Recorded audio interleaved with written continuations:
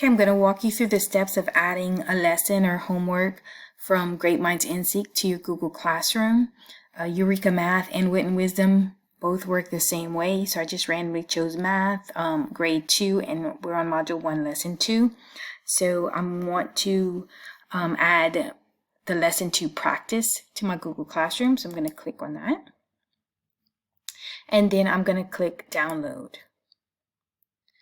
Now I'm going to switch to Google Classroom, click on the Classwork tab, click Create, and click Assignment. So this was Lesson 2. You can add instructions if you want. Click the Add button, File, Browse, and if it doesn't open in Downloads, click on your Downloads folder.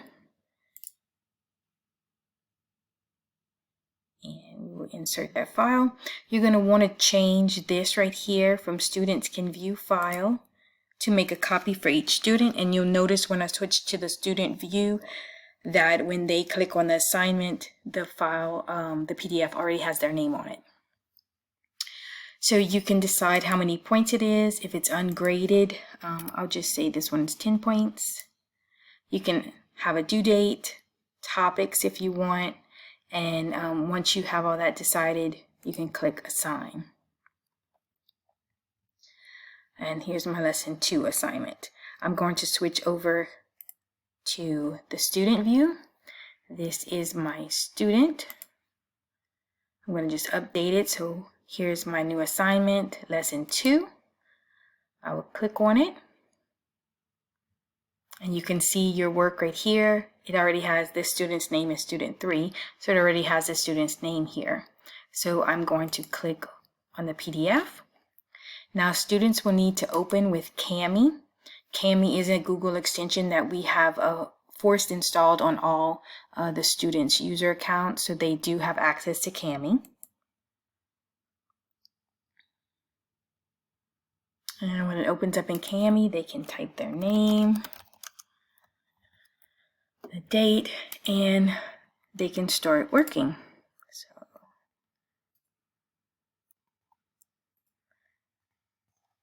okay, and I'll just stop right there. Then they're going to click the save. It says turn in, but we only use the free version of Kami, so it's not really turning it in. But we do want to click that and click Save Now under Google Drive. And then once that's saved, we can click back to our lesson and go back to our Lesson 2 right here and click Turn In. It's going to say, do you want to turn in your work? They're going to click Turn In again. Okay, I'm going to switch back to Teacher View. And if I click on Lesson 2, I see that I have one student that turned it in. So I'll click on that student, that's student 3. And I can see student 3's work. So I see that student 3 made a couple of mistakes right here. So I'm also going to open the handout with Kami. And I will choose the text box here. I chose red, and I'll just write the correct, the correct answers. Or if you want to make a comment. And then once I have that done, I will just click Save.